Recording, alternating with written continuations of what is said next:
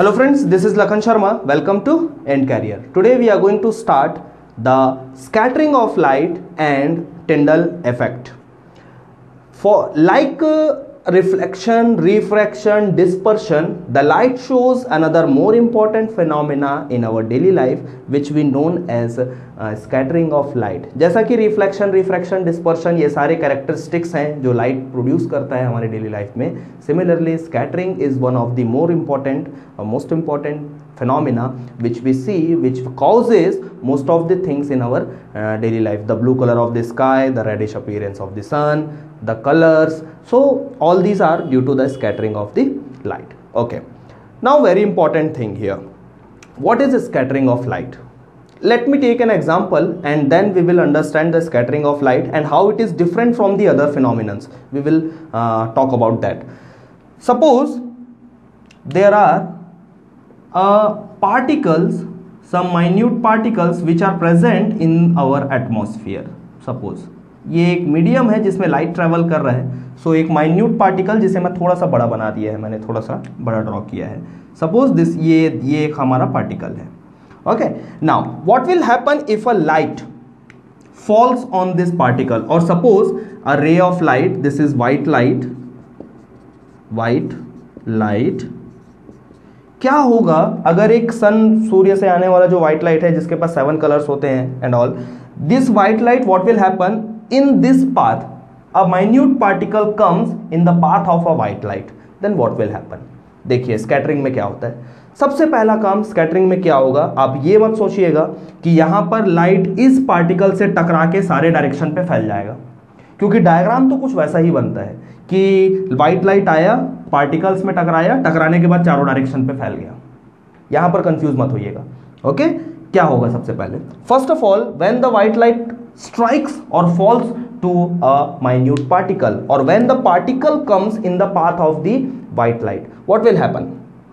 First the particle will absorb the light completely. सबसे पहला काम क्या होगा, ये जो पार्टिकल होगा, this minute particle, let me write the name minute particle. Minute particle means very small particle. Minute particle. What will happen? This minute particle will first absorb the light completely. सबसे पहला step जो होगा absorption of the light. Very important one. Absorption of light by particle. This is the first stage, first one. ये जो भी light है ये particle जो है वो एब्जॉर्ब कर लेगा and immediately after the absorption of the light this particle will emit the light in all the directions.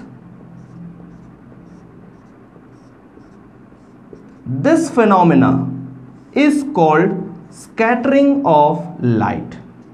So these are the rays which are emitted by this particle. The green color shows the emitted rays of light. Emitted rays of light. So what happened? Let me write the second step. Re-emitting of light by particle. So these two steps are called scattering of light. Very easy. This is called scattering of light. Okay, क्या हुआ, white light, minute particle, whenever the light falls on that minute particle or the particle comes in the path of that ray, first the particle will absorb all the lights and after absorption immediately the particle will emit the light in all the direction. सभी direction में फैलेगा light जो होता है.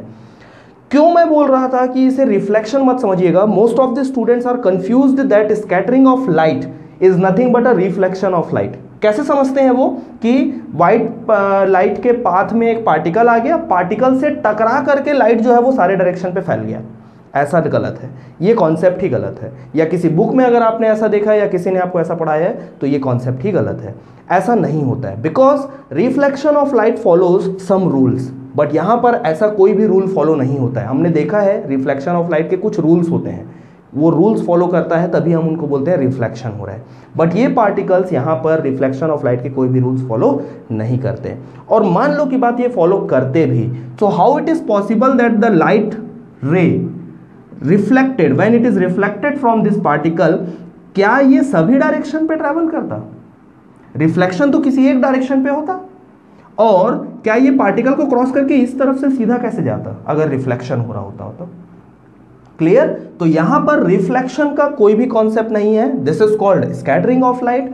Scattering of light के case में particle पहले light को एब्जॉर्ब कर लेता है, एब्जॉर्ब करने के बाद वो उस लाइट को री-एमिट करता है इन all the directions, and this is called the scattering of light. The particles which causes the light to scatter in all the directions, the particles are now called the scatterers.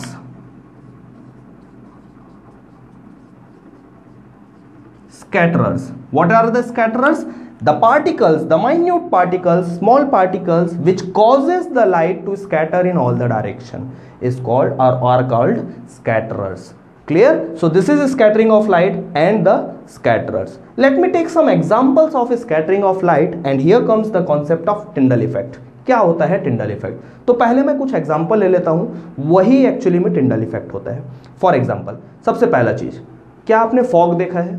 Winter season पे जो fog create होता है at the day time, morning time, जब sunrise हो रहा होता है, and that time एक विजिबिलिटी बहुत कम हो जाती है। फॉग होता क्या है? फॉग क्या होता है? तो एयर में जो वाटर मॉलिक्यूल सस्पेंडेड होते हैं, बहुत ज़्यादा विंटर मतलब टेम्परेचर डाउन होने की वजह से the moisture which are present in the atmosphere और in the air condense into water particles, that causes fog, that creates actually fog.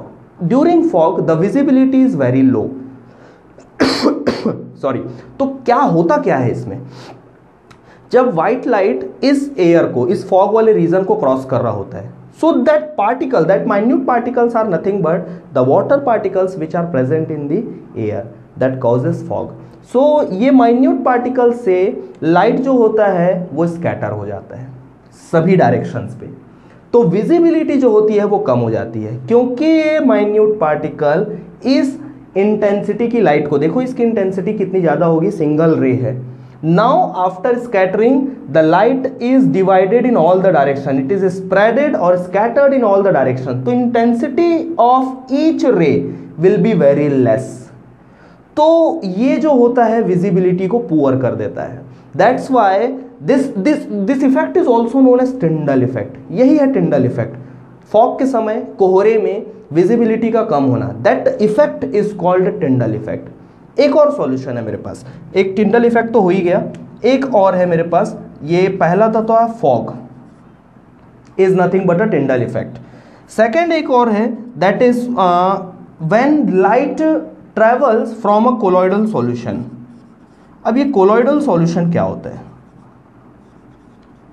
Colloidal solution एक ऐसा सॉल्यूशन है जिसमें बहुत सारे छोटे छोटे छोटे माइन्यूट पार्टिकल्स जो होते हैं वो सस्पेंडेड होते हैं। फॉर एग्जाम्पल, अगर आप एग को वाटर पे मिक्स कर देंगे तो जो सॉल्यूशन क्रिएट होगा, that solution is actually the colloidal solution.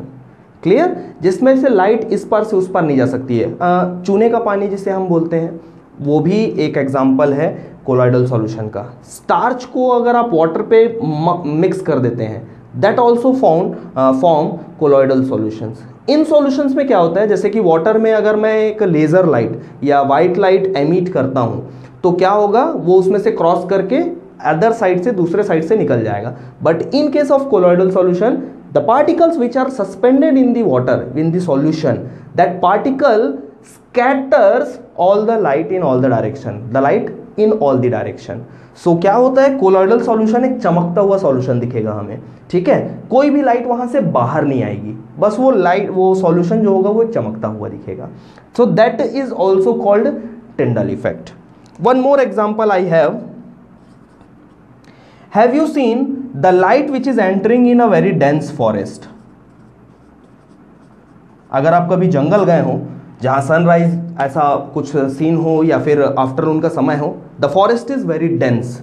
In case of very dense forest, some rays कहीं पर से बीच में से निकल के कुछ रेज जो होती हैं वो फॉरेस्ट के अंदर घुस जाती हैं। वहां पर कुछ रेज हमें ऐसी दिखती हैं आती हुई, that is Tyndall effect.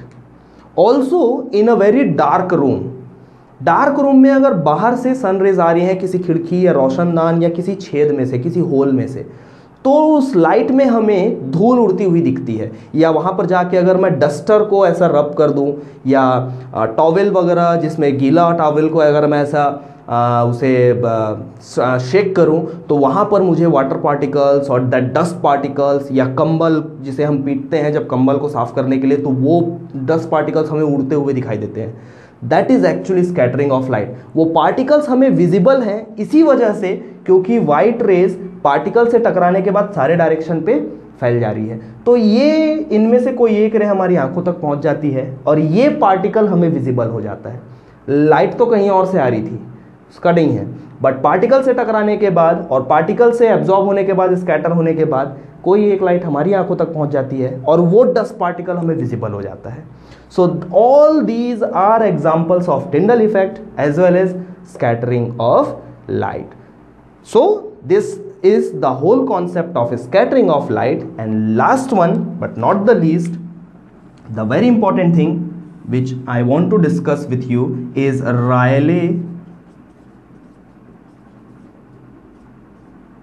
scatterers.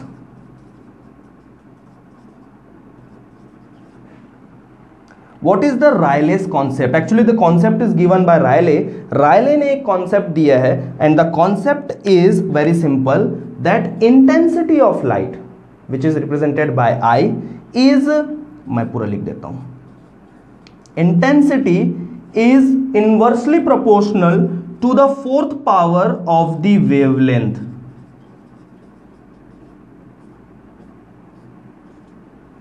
This is called Rayleigh's scatterers or Rayleigh's scattering.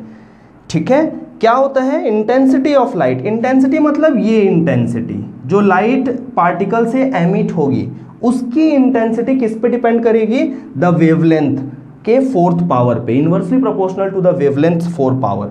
So in terms of mathematically we can write I inversely proportional to λ/4।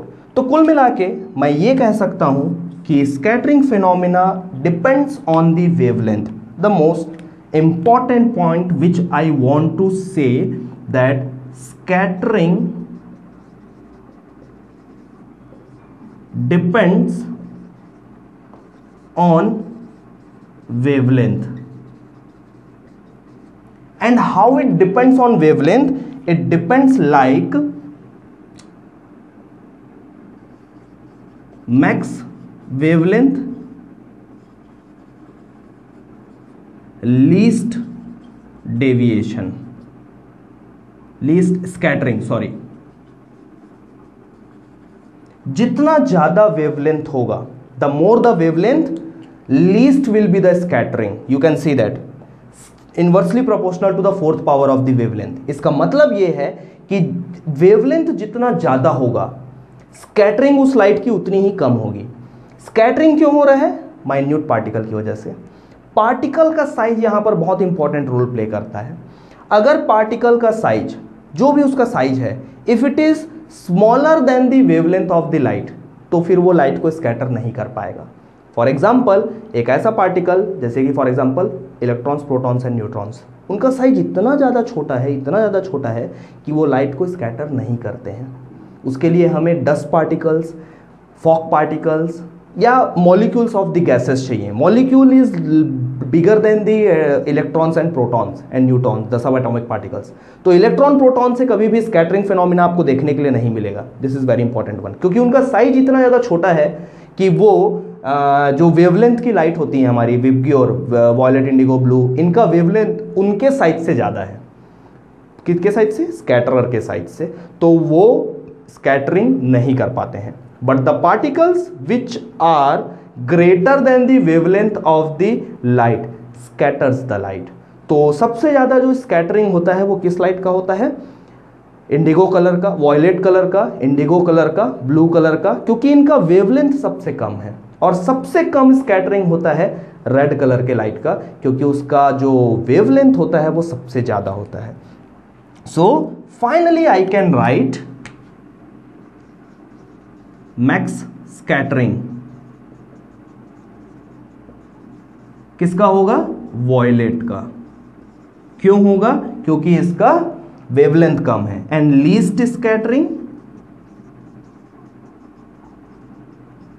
will be of red color of light. So it is very important to remember that wavelength is directly, the scattering phenomena is directly related to the wavelength of that light. So this is it all from the scattering of light and the Tyndall effect, as well as the some facts which may be important from the exam point of view. So this is it from this video, and in the next video we will understand some practical examples or practical applications from our daily life on scattering of light. Thank you so much for watching End Career videos.